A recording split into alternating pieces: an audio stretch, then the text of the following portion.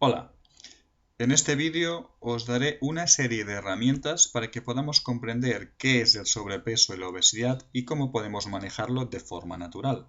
Para ello os explicaré qué entendemos por obesidad, qué es el índice de masa corporal, cuáles son las causas del sobrepeso, haré un breve repaso de las diferentes dietas, os haré una serie de propuestas terapéuticas y si además tenéis alguna pregunta me podéis enviar un email a la dirección que al final podréis ver.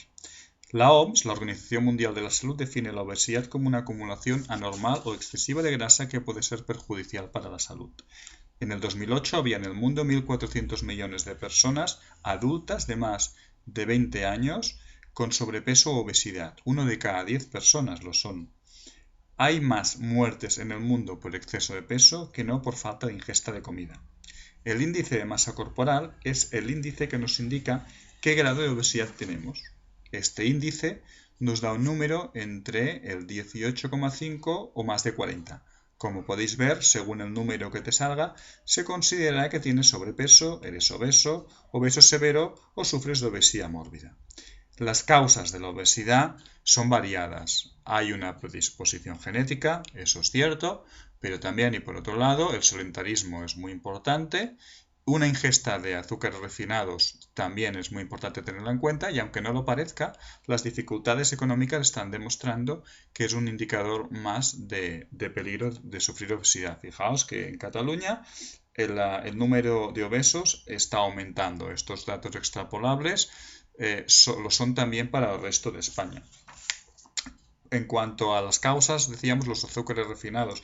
Estos pueden producir una disminución de las vitaminas, una disminución del sistema inmunitario, caries o incluso evitar que el calcio se fije en los huesos. Por otro lado, las consecuencias del sobrepeso son bastante importantes, como podéis ver en esta diapositiva. En cuanto a las dietas posibles, pues ya veis que hay un listado larguísimo, pero eso a mí siempre me hace pensar que es que no pueden ser todas ellas correctas. Lo más correcto es siempre utilizar el sentido común. Para ello, yo os hago estas propuestas terapéuticas y que iremos desgranando ahora mismo una a una. Para empezar hay que tener en cuenta que los alimentos de sabor dulce son aquellos que nos relajan y la naturaleza nos da muchos alimentos de sabor dulce. Aquí tenéis algunos ejemplos. Destaco, por ejemplo, la stevia o la algarroba, que me gustaría que hicierais un poco de investigación sobre el tema porque son muy interesantes. Los frutos secos han tenido siempre muy mala fama, pero como podéis ver por este estudio, se ha demostrado que no solo no engordan, sino que además ayudan a perder peso. Eso sí, hay que tener en cuenta que los cacahuetes son unos frutos secos que sí que engordan. Estos sí que hay estudios que demuestran que engordan. El resto no hay ningún problema. Otra cosa a tener en cuenta es la ingesta de pescado azul 2 veces por semana y si puede ser sardina, porque acumula menor cantidad de mercurio.